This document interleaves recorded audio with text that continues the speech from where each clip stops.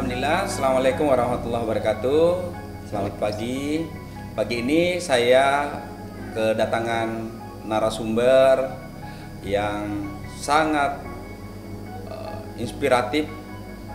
Beliau di benak saya adalah camat yang luar biasa, karena dari 25 kecamatan yang ada di Kabupaten Konawe Selatan, beliau salah satu camat yang bisa bekerja di tengah-tengah kondisi masyarakat dan lingkungan kerjanya yang tadinya sangat-sangat tidak proaktif di dalam bekerja, sangat apatis. Bahkan di kampung tempat beliau menjadi camat terkenal orang-orang cerdas, dan tempatnya banyak lembaga swadaya masyarakat, dalam hal ini LSM, yang bisa saja mengkritisi dan menjatuhkan camat. Pemerintah yang ada di sana, tidak sedikit camat yang bertugas di tempat beliau ini tidak sampai 1 tahun, 2 tahun diganti karena tidak selaras dengan masyarakat dan LSM yang ada di sana. Siapa dia? Ini kita sambut Camat Anggata Pak Hasran Parenda, STP MAP. Oke. Sebelum kita lanjut, mungkin saya para netizen juga bisa tahu bahwa Pak Hasran Parenda ini, silakan Pak Hasran mungkin bisa bercerita sekilas terkait dengan perjalanan hidupnya sebelum jadi camat, supaya orang tahu bahwa Pak Camat ini tidak ujuk-ujuk jadi camat. Silakan. Terima kasih Pak Wakil Bupati Konawe Selatan yang kami banggakan. Pertama-tama sejarah dulu kita cerita, karena katanya jangan melupakan sejarah. Ya. Pertama, sebelum kami diamanahkan memimpin sebuah wilayah yang cukup besar di Kecamatan Anggata, tentunya perjalanan karir ini mulai dari bukan birokrasi. Pertama, setelah selesai S1 kami bergelut di NGO juga. Pada saat itu saya mendirikan juga LSM, namanya LP3KS, Lembaga Percepatan Pembangunan Kabupaten Konawe Selatan. Jadi kiprahnya pada saat itu sebelum terbentuknya Konawe Selatan sudah kami bereksis di Kecamatan Andolo. Dalam hal ini kebetulan saya tinggal di Desa Alangga pada saat itu, sekarang kelurahan. Setelah itu seiring perjalanan pada saat tahun 2001 kami merubah sistem lagi bagaimana melihat ke depan nuansa tentang partai. Dan pada saat itu alhamdulillah kami mencoba dan bersyukur pada saat itu ditempa oleh partai PKS. Dan kami masuk, kami salah satu pengurus kecamatan yang mewakili Kecamatan Andolo. Itulah perjalanan. Jadi setelah dari NGO kita sempat berpartai. Begitu masuk di urutan pertama wilayah dapil kami, ternyata ada yang membuat Allah yang mengantarkan kami, sehingga berpikir kenapa tidak kalau kami tes juga di ASN. Sehingga di urutan pertama pada saat itu kami serahkan di sekretaris PAC kami pada saat itu, beliau Pak Rutki. Ini sejarahnya hampir sama dengan Pak Wakil ini. Kita bersama-sama membesarkan partai di Konawe Selatan pertama.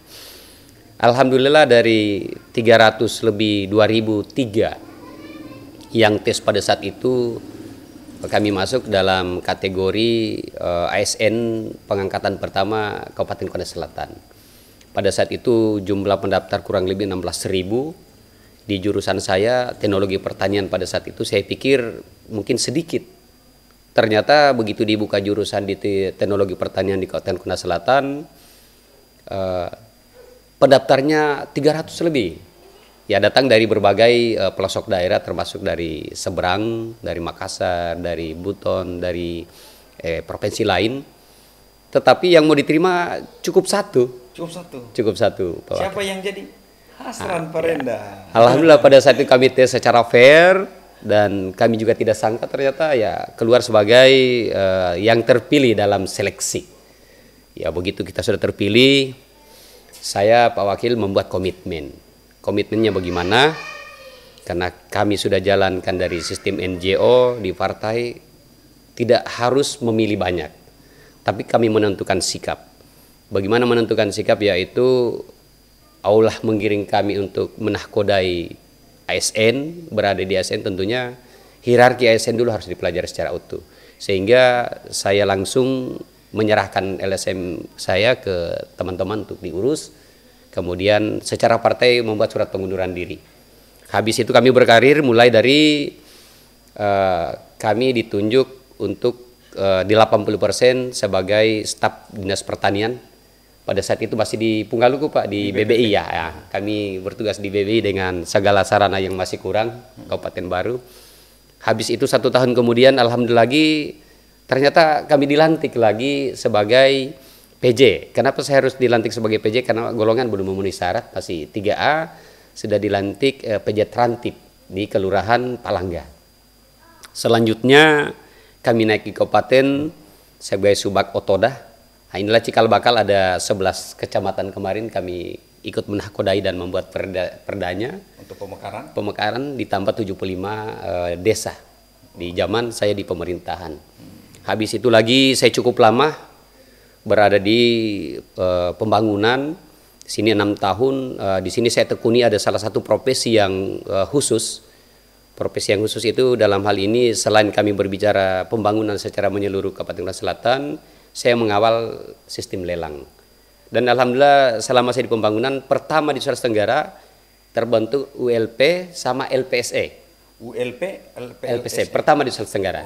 Lelang online. Lelang online pada saat itu sudah semi kami menggunakan dan sejarah mencatat kami yang duluan ke LKPP mendaftarkan diri Kabupaten yang siap pada saat itu. Seiring waktu akhirnya kami bergeser terus berkarir pindah menjadi kepala bidang di perizinan. Pada saat itu kami mengawal lagi perizinan sebagai bidang informasi dan pengaduan. Dan produknya masih ada sampai sekarang. Alhamdulillah kami ciptakan compare system. Compare system itu bagaimana pelayanan tidak memasuki ruangan-ruangan, tetapi pelayanan itu sistem bank. Jadi di depan meja saja. Ini alhamdulillah karya asli di perizinan pada saat itu, dan saya disupport oleh kepala dinas yang pada saat itu juga ide-ide brilian. Beliau Pak Putu, kemudian saya juga sempat setelah Pak Putu ada Pak Kadis berikutnya. Setelah dari sana alhamdulillah disinilah saya terapkan bahwa ternyata birokrasi itu harus talenta. Bagaimana harus talenta ketika kita berada di luar sistem, di luar kita punya S1, mampu juga di situ. Ini masih berbicara S1. Berbicara S1 ya, alhamdulillah di perizinan saya sudah dapat juga S2 saya dari ASEAN Development Bank. Pada saat itu kami tes, diutuslah, saya utusan daerah Kabupaten Selatan kuliah di Universitas Brawijaya dan alhamdulillah tepat waktu. 18 bulan kami menyelesaikan. Jadi sudah ada lagi perpaduan antara ilmu pemerintahan, karena yang kemarin di Brawijaya adalah tentang ilmu pemerintahan. Dipadukan, padu padan, ternyata kreativitas itu bukan muncul dari apa yang kita sekolahkan, apa yang kita dapatkan di sekolah, tetapi mampu berimprovisasi dengan kondisi. Ya, di perizinan ini jauh sekali. Dari teknologi pertanian masuk perizinan yang sifatnya bagaimana pelaku usaha ini mau berinvestasi secara baik di Kota Selatan, sehingga kita ciptakan compare system dengan kita merebut pada saat itu ISO. Ya, ISO berapa yang didapat? ISO 2001 dan itu tiap 6 bulan kami datang diujiankan. 1 tahun kemudian ada tim asesor dari ISO untuk datang melihat apa kami lanjut atau tidak. Alhamdulillah selama saya di perizinan kami lanjut terus, dan itu karya-karya yang kerja sama kami semua teman-teman, sehingga satu-satunya mungkin dinas yang stafnya di sana yang sampai saya bawa pelatihan John Robert Power. Oke. Ya. Sekarang pertanyaannya, tahun berapa masuk di Camat Angata? Ya, alhamdulillah setelah kita 2 kali lagi rotasi, 1 kali masuk di Kominfo kami di sana di TIK. Ini juga mendapat tantangan Pak Wakil, karena di TIK sana berbicara aplikasi. Di saat saya kalau berbicara aplikasi jauh sekali. Tetapi bagaimana bisa kita menerapkan ilmu terapan, bagaimana kita berada di tempat itu untuk mampu membaca, paling tidak menguasai, tetapi paling Mengerti. tidak mengerti dan dapat manage personil yang lebih ahli di bawahnya. Luar biasa. Ya, kita datangilah pada saat itu kerjasama dengan BPPT. Saya di sana langsung MOU di BPPT, dan alhamdulillah karya-karya ini sehingga kita ada Simral di sana. Ada Simral, dan alhamdulillah terakhir saya bersama Pak Bupati ke Dirjen Bakti kita dapat BTS yang ada di Namu dan Tambulosu. Oke. Gitu. Jadi pertanyaannya, masuk di Anggata ini kapan? Saya juga pada saat itu tidak pernah menyangka, karena dari mungkin saya berpikir hanya selama ini kita akan berputar di dinas. Iya. Tidak pernah berpikir akan jadi camat. Heeh. Karena camat secara hierarki dan kenyataan semi bupati. Ya, semi bupati karena ini memimpin wilayah. Iya. Pada saat itu beliau memanggil kami, kemudian mengamanahkan kiranya dapat membantu untuk menjadi camat di Kecamatan Anggata, yang pada saat itu pesannya Pak Bupati hanya ini daerahnya ya agak sedikit harus diperbaiki. Tapi belum disebut bahwa Anggata. Belum. Jadi saya berpikir daerah mana yang dia maksud Pak Bupati ini, karena ini harus diperbaiki, dibenahi, harus bagus sistem pemerintahannya. Saya berpikir di mana ini. Saya bertanya, izin Pak Pimpinan di mana? Di Anggata. Wow. Ya, saya juga sempat kaget karena Anggata saya paham di sana pertama jumlah penduduk yang cukup banyak, Iya. kedua jumlah desa yang cukup banyak, ketiga teman-teman NGO cukup banyak. Ya. Dan kemudian selama ini orang kalau melihat Anggata itu skeptis. Artinya skeptisnya ya tidak diragukan juga karena pada saat itu di sana memang mungkin belum pas dengan metode-metode. Iya. Sehingga 2019 bulan 9 tanggal 14 kami dilantiklah di sana. Kemudian setelah dilantik 1 minggu kemudian saya sertijab. Setelah sertijab inilah Pak Wakil, saya dudukan dengan staf kami rapat perdana. Saya mau berpikir, Wah. saya mau start dari mana ini? Jadi sempat juga bingung begitu sudah dilantik 1 pekan, sertijab, lihat tidak ada fasilitas yang memadai, Iya, ASN-nya yang semrawut, iya, masyarakatnya juga antipati. iya. Apa yang dikerja? Begitu kami datang merenung dulu, minta pertolongan sama Tuhan tentunya. Luar biasa. Kemudian saya banyak berdiskusi dengan camat-camat senior. Kemudian saya pada saat itu didudukan juga oleh 2 camat senior. Oh, Bahwa untuk menjadi camat harus begini metodenya. Saya menerima itu wejangan, begitu saya turun, saya coba introspeksi diri, apakah saya mampu memimpin dengan latar belakang S1 saya teknologi pertanian, di S2 yang baru ada pemerintahannya. Saya kembalikan ke Tuhan, tetapi dengan prinsip kerja. Karena ini amanah tidak mudah yang diberikan tanggung jawab oleh Pak Bupati dan Pak Wakil kepada saya. Suka atau tidak suka, saya harus membuktikan bahwa yang ditunjuk tidak salah. Tantangan pertama Pak Wakil yang saya hadapi adalah di sana ditunjuk sebagai HPS, Hari Pangan Hari Sedunia, Pangan Sedunia. dalam rangka kunjungan Presiden dengan 47 duta besar. Ini tantangan pertama yang kami lakukan, tapi alhamdulillah dengan kerja-kerja itu kami mampu membuat suasana adem dan terkenallah Kecamatan Anggata dengan HPS-nya. Bahwa salah itu yang selama ini bahwa Anggata itu tidak clear and clean terhadap penerimaan. Ya. Tetapi di sini berjalan Pak Wakil, tentunya prinsip-prinsip pemerintahan lain yang saya dudukan. Setelah saya di sana, saya mencoba survei ekonomi, ya memang rendah. Kedua, saya survei pemerintahan, sangat rendah. Kemudian saya survei sistem. Nah ini, sehingga tadi Pak Wakil benar, yang saya benahi pertama dulu adalah di dalam.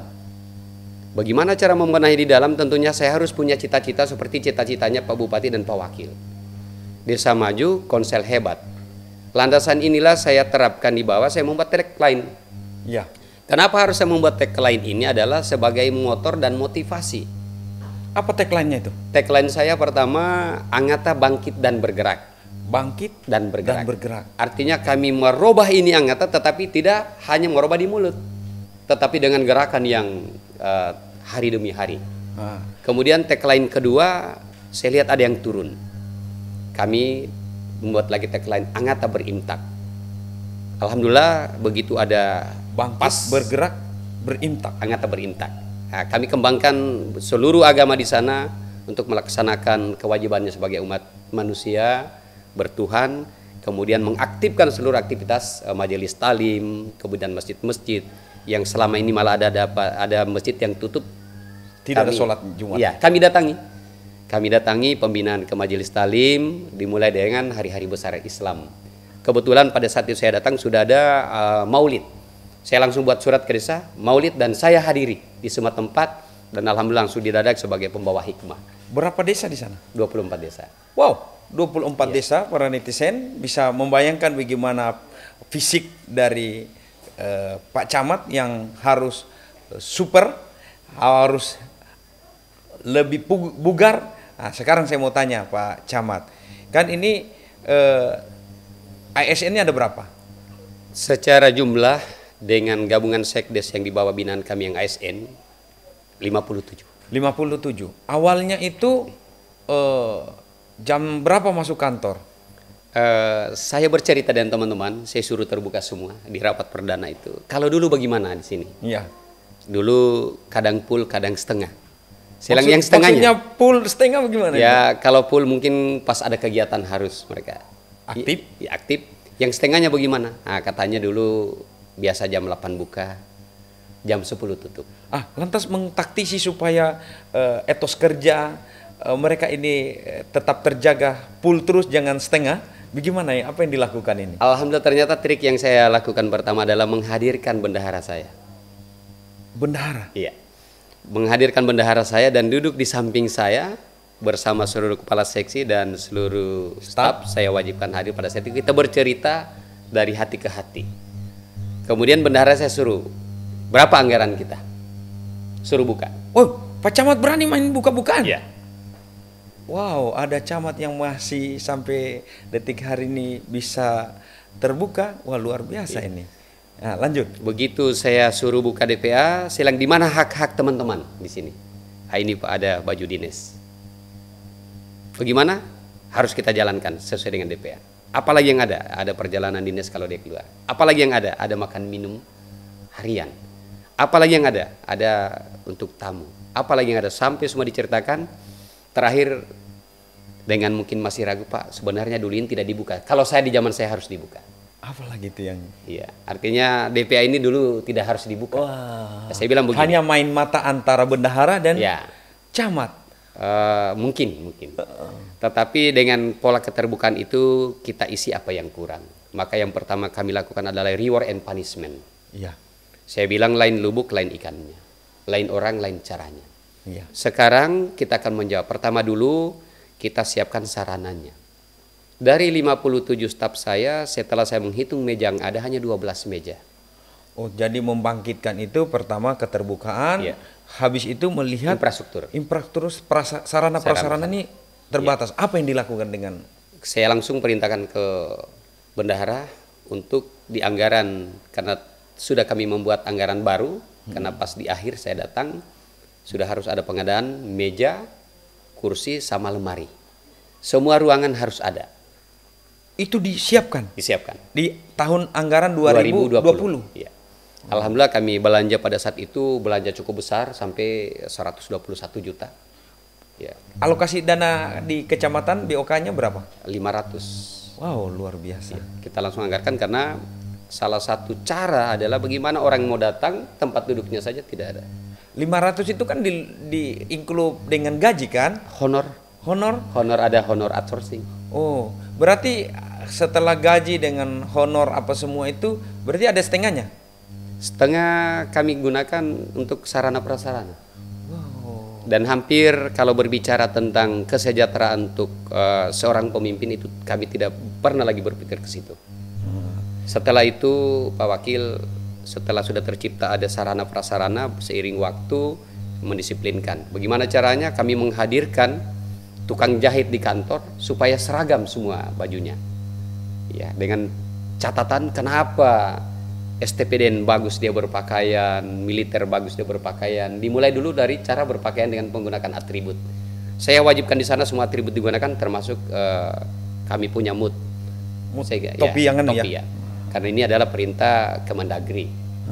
Dan ini perintah Perda kita juga penggunaan atribut ASN. Setelah sudah seragam, mereka sudah baik, Kita ciptakan lagi satu apa itu supaya bisa kita berkantor sampai jam 4. Jangan kehausan, jangan lapar. Dulunya tidak ada kantin. Kita ciptakan kantin dengan catatan hari-hari harus dibuka, kopi, teh, gula, dan kue-kue ada. Sampai begitu. Anggarannya dari mana? Nah, inilah yang sampai hari ini pun juga saya masih bersyukur sama Tuhan. Saya tidak pernah menyuruh bendahara untuk meminjam. Begitu, karena di pencairan ini ada per triwulan, kadang ada GU atau TU. Kita tidak menunggu itu, tetapi kami siasati. Kami siasati, ya alhamdulillah Tuhan masih memberi rezeki. Selalu saja ada, Pak Wakil. Oh, luar biasa. Berarti ini satu waktu kalau saya mampir di Kecamatan Anggata bisa ngopi-ngopi di sana. Menjadi wajib, Pak. Allah. Dan alhamdulillah ada metode yang kami lakukan sekarang. Kami rapat di sana mau kecil mau besar, semi hotel. Bagaimana semi hotel? Ada termos air kopi, teh, aqua sama kue tinggal ambil sendiri. Prasmanan. Prasmanan. Kemudian kalau ada lagi rezeki, biasa kami makan bareng bersama seluruh kepala desa dan instansi. Ini konsep-konsep yang baru seberapa, tetapi yang paling utama Pak Wakil, bagaimana jadi pemerintahan bisa melihat sisi kurangnya di dalam, kemudian memberikan di reward and punishment. Dan kami sana siapkan hadiah. Awal-awal saya datang untuk menciptakan etos kerja, saya kasih hadiah bagi yang absennya memenuhi syarat. Apa saja tuh hadiahnya? Kain batik. Kain batik. Iya, selama beberapa bulan, dan alhamdulillah sampai terakhir hampir lagi tidak ada yang saya mau kasih hadiah karena semua sudah dapat. Karena sudah semua terfatri bahwa saya hanya berikan mereka pemahaman begini. Berbicara halal haram, hanya satu jalannya kita ASN. Dia menjadi haram gaji kita kalau kita tidak masuk bekerja. Karena kita digaji masyarakat, digaji oleh negara adalah untuk melayani. Inilah yang sudah terpatri di sana. Alhamdulillah sekarang kami tidak ragu lagi dengan apel pagi dan sore. Dan di dalamnya ini Pak Wakil ada inovasi-inovasi, ada lompatan-lompatan kecil yang kami lakukan sehingga pegawai di sana tidak ada rasa bosannya. Gimana membuat supaya tidak bosan? Karena ini kan varian baru. Ya. Kalau ibaratnya kalau tidak ada modifikasi atau metode untuk melakukan pendekatan kan orang jenuh. Ya. Dan biasanya ASN ini kan usia jadi pegawai ini ada 10, 20, 30 tahun, bahkan ada yang lebih dari 30 tahun. Ya. Namanya pekerjaan kalau berulang begitu terus pasti kan ada kejenuhan. Bagaimana membuat mereka supaya tidak jenuh ini? Pertama, saya memberi kesempatan. Memberi kesempatan inilah yang ternyata dampaknya luar biasa. Dampaknya luar biasa. Kenapa saya bilang dampaknya luar biasa? Ternyata hanya karena tidak pernah diberi kesempatan. Pertama di sana, saya tidak mau lagi mendengar ada ASN atau non ASN, karena kami ada yang juga non ASN. Ketika ditunjuk tidak bisa. Kami mulai dari semi militernya dulu. Ditunjuk apa itu? Sebagai pelaku upacara. Oh, pelaku apel. Jadi mereka ini di rolling Iya. setiap pekan untuk menjadi Pelaku upacara. pelaku upacara. Dan sekarang sudah tiap hari Pak Wakil. Jadi dalam hari Senin itu kami melatih hampir 10. 10 Iya. setiap Hari Senin upacara. hari Senin upacara. Jadi ada perwira upacara, ada pembaca doa, ada MC, ada komandan upacara, ada komandan peleton. Heeh. Jadi masing-masing seksi ada peletonnya. Jadi belajar baris berbaris kembali lagi kita seperti anak SMP Ya. SMA ini. Memang awalnya kadang saya tahan saja. Sudah mau tertawa tetapi kita pemimpin. Iya. Ya, geraknya namanya kita militer yang semi militer ya. Kadang bersamaan kaki dan tangan, tetapi saya tetap apresiasi yang penting sudah tampil. Pertanyaannya kan dua kemungkinan. Pertama dia termotivasi untuk belajar. Yang kedua, kalau saya dikasih beban yang sudah saya tidak bisa, paling alasannya sakit perut atau lari, bahkan tidak mau masuk kerja. Bagaimana ini? Apa ada yang kejadiannya seperti itu? Awal-awalnya iya. Jadi awal-awalnya iya. Jadi kami pilih dulu, jadi mengklaster. Iya. Ini Pak Wakil ada seni memimpin. Iya. Dan ini seni memimpin tidak dimiliki oleh semua, tidak ada di buku juga. Jadi awal-awalnya karena semua tidak sama skillnya, maka kami pilih yang skill bagus dulu. Jadi beberapa pekan skill bagus. Berikutnya dari skill bagus ini kita sisip 2-3 orang. Dicampur Ya, sari. dicampur sari. Begitu sudah mulai ada keberanian, mulai cerita-cerita di kantin, saya sudah tampil. Mulai ada motivasi. Jadi tadinya menghindar, akhirnya sekarang kalau dikasih tugas malah sering komplain. Sudah sering kok jadi komandan, saya juga mau jadi komandan. Luar biasa. Aplaus sama Pak Camat. Itu sisi pengelolaan ASN dan pemerintahan di lingkup kecamatan. Sekarang kita ke desa. Ya. Bagaimana ini memotivasi desa yang 24 desa ini? Dan saya tahu bahwa Anggata ini luar biasa desanya. Saking hebatnya, bahkan camat biasa juga jadi dikasih pusing dengan desanya. Bagaimana Pak Camat ini membuat 24 desa ini bisa nunut dan bisa kompak? Karena saya tahu Anggata ini daerah yang luar biasa dari segi ilmu pengetahuannya, dari segi kelembagaannya, bahkan ada kepala desa yang LSM. Jadi gimana mensiasati dan membuat soliditas di antara desa-desa yang 24 ini? Ya alhamdulillah Pak Wakil, seiring waktu dan bersamaan kami melakukan tindakan menyeragamkan visi di dalam kecamatan kami dengan konsep Anggata Bangkit Bergerak, Anggata Berintak, kemudian Anggata Sehat. Ini 3 kami Bangkit punya. Bergerak, Anggata Berintak, Anggata Sehat. Bersehat. Kemudian kami rapat dengan kepala desa, kemudian saya menjabarkan visi ke depan dan misi ke depan. Setelah itu saya memberi contoh di ruangan saya dulu, bahwa ruangan camat itu bukan ruangan tabu. Yang kemarin banyak sofa saya keluarkan. Jangan ada sofa di ruangan camat, tetapi beri saya meja rapat. Kenapa harus ada meja rapat? Di sini adalah ruangannya masyarakat. Kemudian hilangkan lemari sekat tempatnya Pak Camat tanda tangan. Di rapat ini saya sampaikan, saya tidak mau lagi dengar hanya urusan surat keterangan masyarakat disuruh bayar. Karena di kecamatan saya larang sama sekali, mau regis mau apa tidak boleh lagi ada pembayaran, karena ini kita fungsi pelayanan. Gitu. Kedua, memotivasi para kepala desa, saya anjang sana dari rumah ke rumah melihat kondisi dulu, karena secara psikologi masing-masing kepala desa akan berbeda.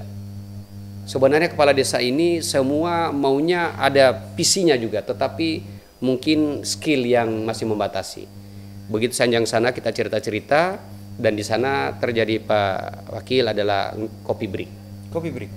Ya, kopi break. Saya undang hari Jumat, apalagi saya sudah terapkan Anggata Sehat dengan cara tiap hari Jumat saya senam di desanya. Bersama warganya, bersama orang kecamatan di sana mulai tercipta keterbukaan, sinergi. Nah, dengan konsep-konsep awal inilah yang memulai memotivasi kepala desa dengan gerakan-gerakan desa lain. Karena ternyata desa lain ini hanya tidak diberi juga kesempatan. Begitu kita mulai datangi dengan konsep silaturahim, membawakan dia konsep pemerintahan, dan alhamdulillah di kecamatan Anggata sana desa-desanya pelayanan selain di kantor, nanti malam baru dibawa di rumahnya. Desa pertama yang dikunjungi 2019 itu desa apa, dan untuk mengelilingi 24 desa ini butuh berapa hari ini sampai bisa selesai? Alhamdulillah yang saya pertama target, ternyata juga di sana saya pakai juga trik. Saya cluster. Saya cluster desa unggul, desa menengah, desa yang harus saya intervensi. Yang saya kunjungi adalah beberapa desa yang wajib saya intervensi. Berarti dari bawah dulu ya? Dari bawah. Yang wajib saya intervensi, di sini yang keseringan saya datang, yang lain saya sambil anjang sana lewat. Dan memang 24 desa ini kalau kita mau manage tidak bisa selesai. Tetapi saya buat fleksibel saja. Bagaimana membuat fleksibel? Saya bilang sebuah kebanggaan kepala desa kalau mampu menghadirkan camatnya di acara-acara sosial masyarakat. Sehingga di sana alhamdulillah begitu ada kedukaan, Pak Camat ditelepon kalau ada waktu. Ada pesta, saya bilang jangan persulit undangan. WA saja atau kepala desa telepon saya, insya Allah sepanjang ada waktu saya datang. Karena inilah di sana juga kita sampaikan pesan-pesan pemerintah. Dan berikutnya tentunya menjadi kebanggaan kepala desa sekarang saya Pak di sana, saya ciptakan juga semi. Setelah mensolidkan ASN yang 57 di kecamatan, masuk ke desa-desa 24 desa menyulitkan mereka. Tantangan berikutnya adalah masyarakat dan lembaga swadaya masyarakat. Dalam hal ini NGO, LSM yang ada di Anggata. Karena berdasarkan data yang ada, NGO terbanyak di Kabupaten Konawe Selatan itu berada di Kecamatan Anggata. Bahkan menurut informasi lebih banyak jumlah NGO-nya ketimbang jumlah desanya. Bagaimana menangani ini? Karena hampir semua camat mengeluhkan itu. Dan jujur saja, karena mereka pintar, mereka pandai berlembaga, mereka tahu tata urutan perundangan, sehingga tidak sedikit orang yang dibuat ketar-ketir. Bagaimana Pak Camat mengantisipasi masyarakat dan NGO ini? Iya, ini adalah sebuah trik. Ya. Trik, dan memang ini trik. Saya pertama tidak alergi dengan NGO. Karena sebenarnya NGO hanya karena kita tidak membuka kerang. Ya. Justru saya 2 tahun 6 bulan saya di Anggata, saya terbantukan dengan teman-teman NGO. Salah satunya pertama yang saya harus rubah sistem di sana, bagaimana memberi kesempatan ruang-ruang generasi muda. Di sana Pak Wakil, saya mudah sekarang menyebarkan akses informasi atau undangan dengan saya bentuk pertama, saya bentuk asosiasi BPD se-Kecamatan Anggata. Asosiasi BPD Se-Kecamatan Anggata. Ini sampai pemilihan, saya yang pimpin pemilihan untuk ketua asosiasi. Ya. Oh, ada juga ketua asosiasi? Ada di sana kecamatan. Karena ini dia membawahi 24 desa untuk mengkoordinir secara utuh dari personil 5 orang, jadi cukup besar. Jadi setiap desa BPD-nya 5 kali 24 ya kurang lebih 100 sekian ya. Kemudian kita bentuklah lembaganya, lembaga tingkat kecamatan. Ini adalah ketua asosiasi BPD Kecamatan Anggata. Setelah clear pemilihan secara aklamasi di sana, saya pimpin di ruangan saya dan cukup dihadiri seluruh oleh para ketua 24 desa. Saya bentuk lagi ketua asosiasi LPM. Ini yang cukup besar juga. LPM. Ya. LPM ini satu desa 10 orang. Jadi ada 240 orang ini bagaimana bisa menjembatani dengan satu suara, tetapi sudah aksesnya di media LPM sudah masuk. Sehingga di sana ada ketua LPM juga. Kami bentuk tingkat kecamatan. Ya, setelah itu saya bentuk dan kukuhkan lagi adalah Karang Taruna Kecamatan Anggata. Sampai kami datangkan dari pengurus Karang Taruna Kabupaten dan Provinsi untuk pengukuhan. Ini kerang-kerang generasi muda ini. Kemudian setelah itu saya bentuk lagi KONI Kecamatan. Ya, setelah terbentuk ini lembaga-lembaga desa, saya melihat lagi di sisi birokrasi harus ada juga perwakilan suara yang bisa menyebarkan segera informasi. Asosiasi Sekdes. Asosiasi Sekdes. Se-Kecamatan Anggata. Jadi satu orang bisa menjawab dari depan 24 orang. Kalau desa kami sudah terbentuk sana, ada namanya Abdesi. Dari ketua-ketua asosiasi ini mereka ada di NGO-nya ada di LPM, NGO-nya ada di BPD, NGO-nya ada di Karang Taruna, ada di KONI. Ada di KONI. Sehingga teman-teman NGO inilah yang bantu memikirkan Kecamatan Anggata untuk yang sesuai tagline kami, bangkit dan bergerak, tidak melihat lagi Anggata secara skeptis. Tetapi melihat Anggata inovasi-inovasi yang hari demi hari dan pelayanan pemerintahan yang cukup prima. Sehingga alhamdulillah saya malah menganggap saya punya NGO di sana, teman-teman LSM, inilah yang memberi saya support, motivasi, sehingga Anggata yang dulu kalau disebut pasti yang muncul kerawanan sosialnya, yang tidak tahu ke dalam, sesungguhnya karena mereka tidak tahu. Tetapi begitu mereka berada di Anggata, mereka akan tahu ternyata NGO hanya satu yang harus kita sampaikan kepada mereka. Keterbukaan. Dan informasi. Ya, kemudian jangan mencoba di Anggata untuk datang mencari keuntungan.